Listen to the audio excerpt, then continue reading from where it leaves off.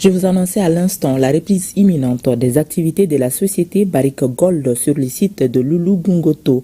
L'État malien et la société canadienne ont signé cet après-midi un protocole d'accord qui met fin à un contentieux de plus de 2 ans.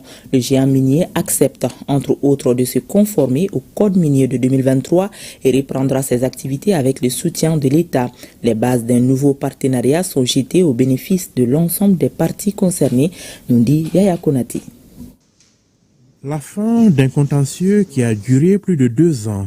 Les poignées de main sont chaleureuses et les sourires ne sont pas de circonstance.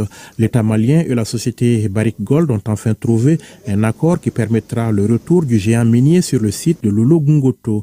L'accord stipule la fin des procédures en cours, l'acceptation par la société de certaines conditions et l'accompagnement de l'État pour lui permettre d'atteindre ses objectifs. Sur la base de cet accord, les litiges et les procédures au niveau des finances et ensuite les procédures qui étaient en cours, qui avaient été intentées par le groupe Barrick au niveau du CIRDI, au niveau du CCGA. Donc toutes ces procédures vont être éteintes. Ensuite, il est important de rappeler que les 2 sociétés vont migrer sur le code de 2023, et ce qui est une excellente chose pour l'État du Mali, mais aussi pour la société, parce que, comme nous l'avons dit, nous mettrons tout en œuvre justement pour que la société puisse exploiter en toute sérénité. L'État donc s'engage à procéder au renouvellement du permis d'exploitation de Loulo SA, et ensuite l'État va signer une convention d'établissement avec chacune des mines. Tout est parti en 2023 de l'audit du secteur minier qui révélait au grand jour le peu de profit que l'État malien tirait de son secteur minier. S'en est suivi l'adoption d'un nouveau code minier et d'une nouvelle loi sur le contenu local, texte auquel les sociétés minières étaient appelées à se conformer. L'acceptation aujourd'hui de ces conditions par le géant minier constitue la promesse d'un certain nombre de retombées pour l'économie nationale. Je voudrais avant tout, remercier le président de la transition, le chef de l'État, pour nous avoir fait confiance et pour nous avoir soutenus pendant tout ce temps, parce que ce n'était pas évident. Et Dieu merci, aujourd'hui, nous sommes très heureux d'avoir signé cet accord-là qui permet de mettre fin à tous les différends financiers, juridiques, environnementaux et tout, qui permet vraiment de repartir sur de bonnes bases. Je rappelle que les 2 mines étaient sur le code minier de 1991 et qu'à la suite de cette signature, nous allons appliquer donc le code minier de 2023, ce qui nous laisse espérer en tout cas des avantages financiers certains, plus importants. Si nous prenons en termes de TAV, nous pouvons espérer avoir 70 milliards par an de TAV. Si nous prenons l'ISCP, l'impôt spécial sur certains produits, et les droits de timbre, on peut espérer avoir 19 à 20 milliards.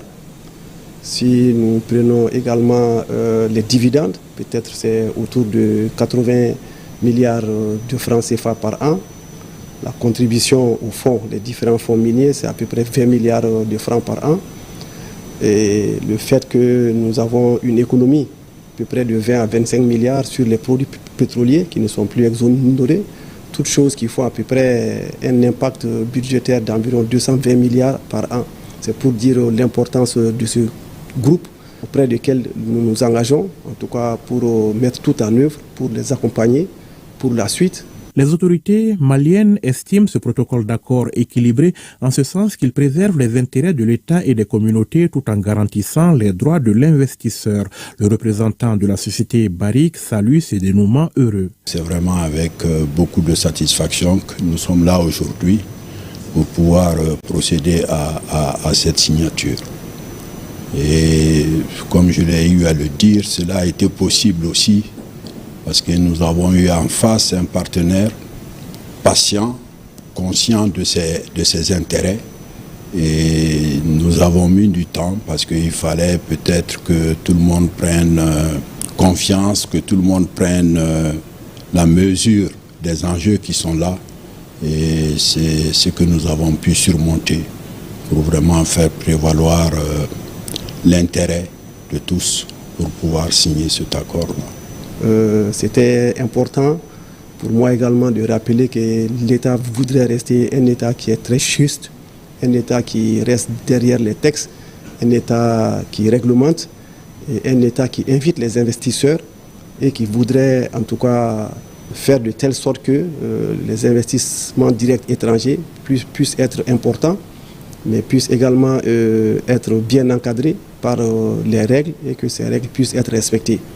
En tout cas, nous nous engageons auprès des dirigeants du Barrick à tout mettre en œuvre pour que vraiment leur exploitation puisse se poursuivre dans les meilleures conditions.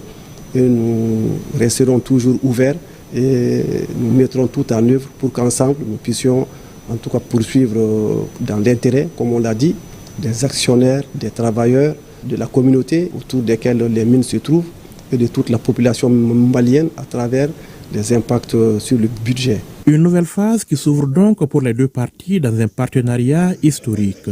Après la tenue d'un certain nombre d'engagements de part et d'autre, Barrick prévoit la reprise des activités au niveau du complexe de Loulo-Goungoto, une des plus grandes mines d'or d'Afrique de l'Ouest, dès le mois de janvier 2026.